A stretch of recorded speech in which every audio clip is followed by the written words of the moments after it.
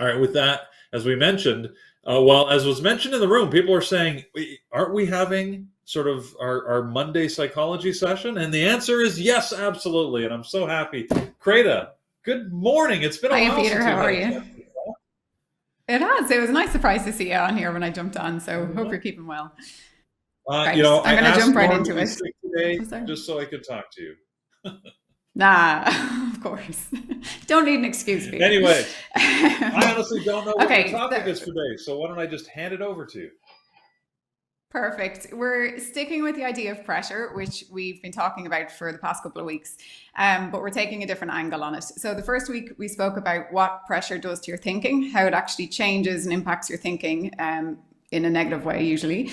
And then last week we spoke about using meditation to try and pull down that sense of pressure that you feel under. But today we want to talk about mental skills that you can use to actually help you withstand pressure. So, it's not about taking the pressure away. It's actually just about being able to continue to perform at your peak while you're still experiencing pressure. So, a really useful skill to have. And these are called mental skills. So, they're techniques that come from sports psychology. I'm going to talk about two of them. So, self talk and mental imagery. But they're called mental skills because they're techniques that you actually become more proficient in with practice. So the more that you use them, the more that they'll work for you and the more that they'll help your performance. And I'm offering up two today because it depends on how people's brains are wired or how they like to think. So some people are more verbal and some people are more visual. And so hopefully you'll find one or other of these strategies more suited to you. And so I'm just going to talk through the two of them, but basically they both do the same thing. They just come at it from a different angle. So the purpose of self-talk and imagery in sports performance is to help people to build confidence, keep your motivation high, and specifically to learn skills. So to actually improve the learning and execution of skills. And so if we think about that in a trading context, it equally applies. So you can use these to build motivation, keep your confidence high, especially when under pressure, and really importantly, to keep you taking the right actions in your trading when you're experiencing pressure, so that you're actually executing your trading plan really well on point, exactly as how you want it to, and not affected by pressure the way that we were talking about, how it kind of unravels your thinking. So the first of these is, well, it comes from self-talk, but I'm going to turn it into affirmations. And for anyone who follows the webinars, you'll know that I'm a big fan of affirmations. So these are basically just positive statements that you say to yourself in the present tense as if it's already true. And so when you use self-talk to enhance your performance, you're deciding on phrases and, in this case, affirmation statements that are really meaningful and specific to your performance. So, if anyone's ever heard of this topic before, you might know that there's a lot of resources on the internet that will talk about even affirmations for trading. But to make this a really effective strategy for you, it's important that you actually personalize these statements and you make them very relevant to what you're trying to achieve in your trading. So, quick example of this would be, let's say that you wanted to improve your patience waiting for setups in the market. You might say, write an affirmation script that says, I wait like a sniper for the right setup to appear. So that's a statement that's affirming that you're patient and that you're only taking quality setups. So that's an example of an affirmation. And obviously, I could talk about this in a lot more depth, but just to give you a quick flavor of it, what you would then do is you'd come up with a list of these affirmations that reinforce the actions that you want to take in the market. So probably your trading rules and your trading plan. And then you would record them as a script with you actually saying the sentences. So it's hard for your mind or your subconscious to fight with it if it's your own voice saying it.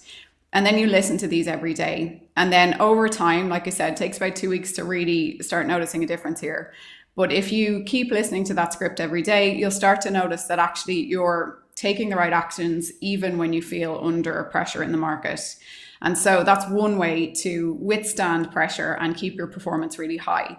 And then the other way that we're talking about is mental imagery. So some people might have heard of this in the context of visualization. And I'm calling it mental imagery just because you can actually engage more than just the visual sense with this. You can engage, hearing, you can have images of sounds, images of smells. You can build up a whole imagery script that engages all of your senses. And so, what this is about is mentally rehearsing your perfect trading day. So, right from when you get up in the morning, how you prepare, going through your pre trading routine really effectively, really well, and then actually talking through, describing as if you're in the market and you're trading and exactly how you want to feel, the actions you want to be taking, the results you want to be seeing. And you can write that like a story in the present tense, so a bit different to the affirmations. And then you record this as an imagery script.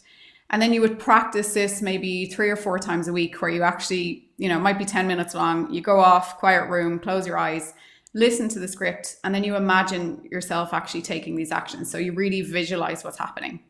And they're just two, I've only completely gone through them in a very short amount of time there, but they're two really, really effective strategies. So there's tons of information on the internet about these two strategies. So really encourage you to look them up, give it a go, and try one or the other, or try both if you want. You can use both at the same time as well, or both as strategies for your trading. So just a way to keep your performance high and to keep you resilient in the face of pressure.